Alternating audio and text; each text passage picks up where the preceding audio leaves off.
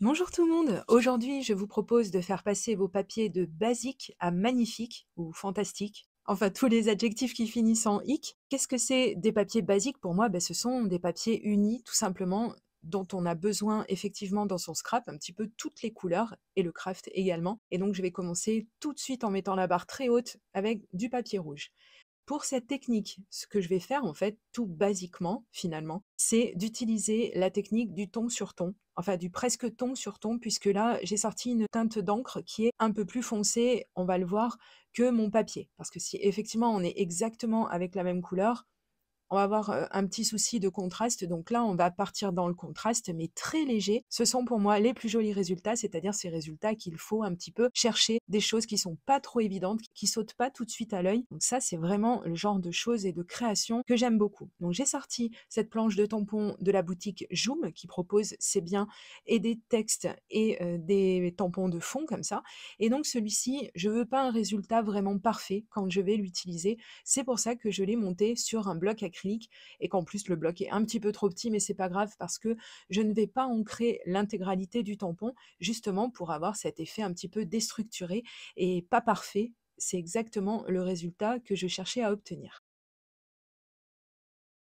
Bien sûr, pour protéger mon plan de travail, étant donné que cette encre rouge est, très, très intense, j'ai utilisé, la petite protection que j'ai créée avec ma plastifieuse. Donc je vous mettrai comme d'habitude le lien vers cette vidéo dans la barre d'informations. Dans la barre d'infos, vous trouverez également le lien vers tout le matériel que je vais utiliser, notamment par exemple les applicateurs pour encre et les recharges qu'on trouve par exemple très, très peu chères dans la boutique de Craftelier. Donc n'hésitez pas à aller faire un petit tour dans la barre d'informations.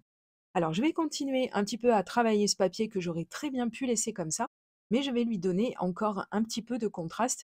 Et là, on a l'impression, visuellement, que j'utilise une encre presque noire ou grise, alors qu'en fait, il s'agit tout simplement de repasser sur ce papier avec l'applicateur d'encre et toujours la même encre. Donc, ce qui fait qu'en fait, plus on va mettre de l'encre sur les bords, et plus on va effectivement avoir quelque chose de très clair au centre, et c'est exactement ce que je cherchais. J'ai vu des papiers comme ça qui étaient un petit peu dans le même style et je me suis dit: «Il faut absolument que je refasse ce genre de choses». J'aime beaucoup, beaucoup et puis ça évite de les acheter. Pour nettoyer mon tampon correctement, parce que j'ai quand même souvent des questions sur, le nettoyage des tampons, j'ai consacré une vidéo au nettoyage des tampons et plus globalement comment prendre soin de ces tampons pour les garder plus longtemps. Je vous les mettrai encore une fois dans la barre d'informations. En attendant, quand je n'utilise pas ma plateforme d'aide au tamponnage, j'aime beaucoup, pour nettoyer les tampons que je pose sur des blocs acryliques, utiliser ce support de nettoyage, voilà, qui est super pratique. Sur la droite, vous avez le support de nettoyage, sur la gauche, vous avez le petit endroit dédié pour sécher le tampon. C'est vraiment pratique, ça se lave, donc c'est vraiment, voilà, c'est quelque chose que j'aime beaucoup, beaucoup utiliser. Je prends justement ma plateforme de tamponnage puisque cette fois-ci, je vais utiliser une autre technique. Donc je vais sortir un tampon de fond. Alors celui-ci, c'est un tampon de la Scraposphère, donc je ne suis pas certaine qu'il existe encore. Je vous laisserai aller voir sur le site si vous le cherchez. Et je vais utiliser une autre technique. Donc vous voyez, c'est un tampon Kling, donc c'est un tampon qui est monté sur mousse et je vais devoir inverser le couvercle de ma plateforme de tamponnage. Comme ça, donc je vais pouvoir faire adhérer ce tampon dessus. J'ai utilisé dans cette technique l'encre Versamark. Pourquoi? Vous allez voir un petit peu plus loin dans la vidéo, mais si globalement vous connaissez la technique de l'embossage à chaud, vous allez comprendre très rapidement que c'est celle que je vais appliquer sur ce papier, mais pas avec n'importe quelle encre pour avoir encore une fois des résultats qui se cherchent un tout petit peu. Vous allez voir, je vais illustrer ça juste après, mais là pour l'instant donc je vous montre déjà le résultat. Et ici donc la Versamark, pour ceux qui l'ignorent, c'est une encre qui est légèrement collante et qui va nous permettre de pouvoir faire adhérer une poudre. Alors là, en l'occurrence, cette fois-ci, je vais utiliser de la poudre Artemio Clear et je l'aime bien cette poudre, même si elle n'est pas très fine. Je l'aime beaucoup parce que vous allez voir le rendu qu'elle a.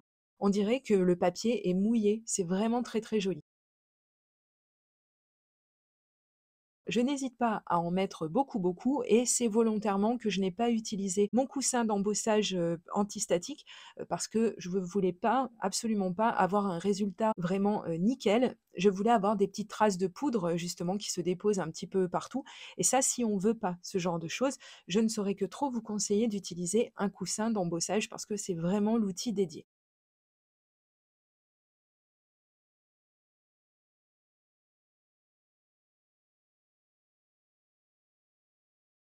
Ensuite, je fais bien préchauffer mon heat gun et là, vous allez voir que effectivement, il n'était pas vraiment assez chaud. Donc, je vous conseille de bien faire chauffer votre heat gun, comme ça, moins longtemps vous resterez sur le papier et mieux votre papier s'emportera parce que si vous restez trop longtemps, ça fait inéluctablement gondoler un petit peu le papier et c'est pas toujours l'effet qu'on recherche, voire même jamais. Donc voici le résultat que ça donne, c'est ce que je vous disais, cette impression de papier mouillé. Ah j'adore, mais vraiment, vraiment, je pense qu'on peut faire énormément de choses avec ce genre de fond qui est plus ou moins présent selon la lumière qui vient le frapper. On le distingue ou on le distingue moins ou on le distingue beaucoup plus. Donc ça, je trouve que c'est vraiment un basique et que ça met bien en valeur un papier noir. Pourtant, lui aussi était très basique. On va partir avec un autre basique, un papier blanc. Donc il y a peu de temps, je vous ai fait une vidéo sur l'utilisation de vos tonnes de chutes de papier blanc. Donc je vous la mettrai à la fin de celle-ci si vous ne l'avez pas vue parce que je pense qu'elle mérite d'être visionnée car il y a beaucoup, beaucoup d'astuces à l'intérieur et ça va vous aider à passer vos tonnes de chutes de papier blanc, comme je vous l'ai dit. Alors là, pour cette technique, je vais utiliser cette magnifique planche de chez Florilège Design et ça va bien m'aider d'avoir des tampons aussi grands, des tampons texte d'une taille aussi importante. Vous allez comprendre pourquoi. Là encore une fois, je me suis inspirée d'un papier que je possède depuis un petit moment et que j'avais un petit peu de mal à utiliser parce que je n'en avais qu'un seul exemplaire. Je n'ai pas de papier qui ressemble à celui-ci et je n'arrive plus à le trouver dans le commerce. Donc je suis bien embêtée. Alors maintenant, eh bien, il devient très très précieux et je pense que chez vous, c'est un petit peu le cas aussi. Quand vous aimez quelque chose et que vous ne l'avez qu'en un seul exemplaire, c'est un petit peu dommage, hein. Je pense qu'il y a toute une réflexion philosophique à avoir sur ce genre de comportement, mais je pense qu'on fait tout un petit peu pareil, où on a tendance à encenser un petit peu trop ce qu'on a en petite quantité et qu'on a du mal à l'utiliser. Donc là, je suis bien contente parce que j'ai trouvé une solution pour avoir un peu le même genre de papier. Donc, j'ai positionné des tampons un petit peu à ma guise, donc vous pouvez faire pareil chez vous, pareil avec de grands tampons également, mais avec des tout petits aussi. On peut faire vraiment des fonds exactement comme on les veut, un peu plus chargés, un peu moins chargés. Ici, j'ai choisi de partir avec une encre grise parce que je voulais pas en fait d'un fond qui soit trop prononcé, trop contrasté avec de l'encre noire sur du papier blanc. Ça aurait été dommage, je trouve, bien que ça peut donner quand même des choses très très intéressantes. Mais ici, j'ai une idée précise de ce que je veux faire de ce papier, donc j'ai préféré rester sur des teintes un petit peu plus claires, du moins pour les tampons les plus gros.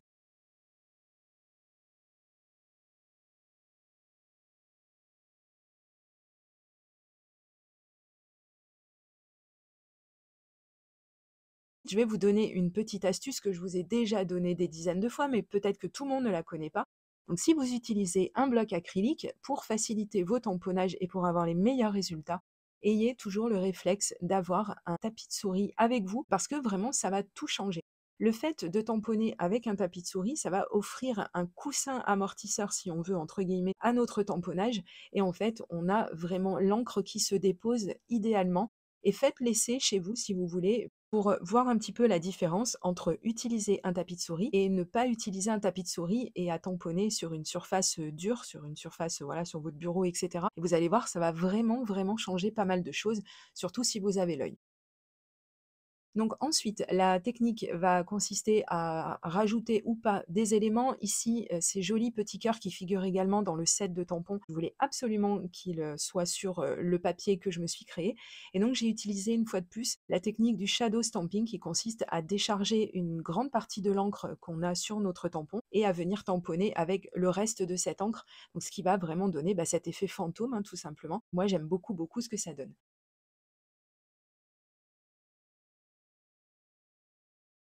Je profite, je fais une petite aparté pour vous demander, s'il vous plaît, de partager mes vidéos parce que ça peut donner des idées à d'autres personnes et surtout, ça aide grandement ma chaîne. Donc, si vous le faites, un grand merci. Allez, on continue avec d'autres techniques, d'autres idées pour égayer un petit peu nos papiers classiques, nos papiers basiques. Alors là, cette fois-ci, je vais repartir un petit peu sur l'effet ton sur ton. Et j'ai sorti une Memento qui se rapproche de toutes les encres que j'ai, le plus près, on va dire, de la couleur craft. Mais cette encre est quand même encore un petit peu intense, donc une fois encore, je vais utiliser la technique du shadow stamping. Donc ça y est maintenant, je pense que vous avez compris en quoi ça consiste. Et là, je vous l'illustre une fois de plus. Donc c'est une technique à connaître parce que ça peut en fait donner des résultats vraiment différents de si on vient apposer directement le tampon ancré sur notre papier, ou alors là on aura un résultat qui sera quand même beaucoup plus intense. Donc ici j'ai souhaité jouer un petit peu avec la quantité d'encre que j'aurais déposée sur ce papier et j'aime beaucoup beaucoup les résultats. Et évidemment je ne vais pas le laisser comme ça.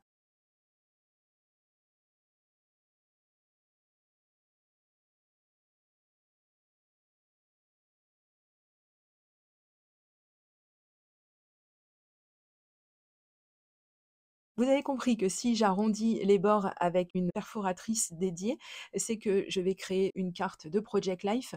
Vous pouvez très bien adapter cette technique à toutes vos créations, c'est pas un problème. Mais moi, j'aime beaucoup, beaucoup créer des cartes de Project Life d'avance, comme ça, au moins, je suis tranquille de ce côté-là. Et puis, j'ai beaucoup, beaucoup de modèles et de motifs et de couleurs différentes. Donc, j'ai qu'à piocher dans mon petit stock. Ensuite, je reprends le même tampon que j'ai déjà utilisé et je vais tamponner sur une autre chute de papier blanc, mais cette fois-ci, je vais tamponner directement. Je n'utiliserai pas la technique du shadow stamping. J'attends que ça sèche un petit peu et puis je vais découper avec des petits ciseaux mon joli appareil photo et je vous redonne une fois de plus la petite astuce qui consiste à tourner son papier plutôt que de tourner ses ciseaux pour avoir les meilleurs résultats de découpe.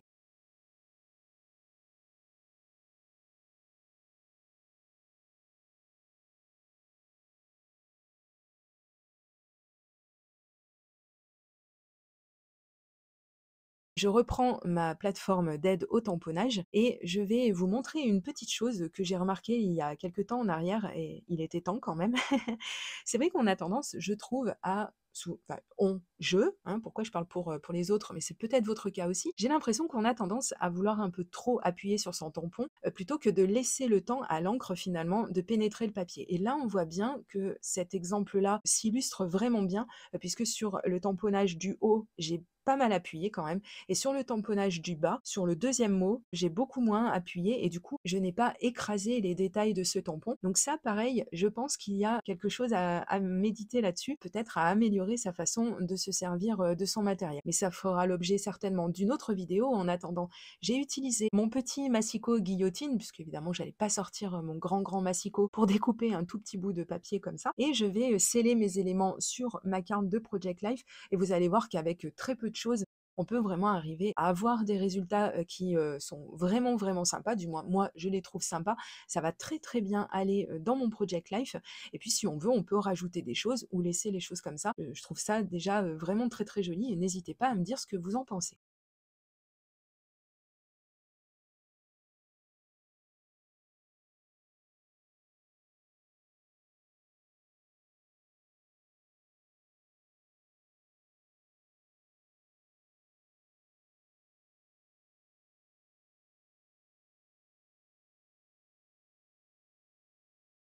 On va faire un petit peu le tour de toutes les idées que je vous ai données tout au long de cette vidéo. Il y en a pas mal, je trouve, et c'est plutôt bien parce que si vous avez, alors que ce soit des papiers tout courts ou des chutes de ces papiers basiques, de ces papiers standards, voilà, qui sont unis et qui sont bien, par exemple, pour les découpes, pour venir mater des devants de cartes, des photos, etc. C'est vrai que sinon, on n'en fait pas grand-chose de ces papiers, c'est un petit peu dommage. Donc là, de pouvoir les magnifier, de pouvoir avoir des idées pour s'en servir autrement, je trouve que c'est bien et de pouvoir créer aussi soi-même ses papiers. Ça aussi, ça peut être bien puisque de temps en temps, on peut se retrouver dans une situation, si on fait un mini-album par exemple ou une carte, et qu'on se retrouve où il nous manque le papier qu'il nous faudrait absolument. Et évidemment, on va pas s'amuser à aller l'acheter ou donc là, c'est une très bonne solution que d'essayer de le faire soi-même avec les moyens du bord. Donc je pense que ça, c'est aussi quelque chose qui vous plaît beaucoup. Donc n'hésitez pas à me le dire grâce au petit pouce en l'air. Je vous remercie, ça aide beaucoup, beaucoup ma chaîne. Et je vous dis à très très bientôt pour de prochaines vidéos création. Gros bisous, bye bye.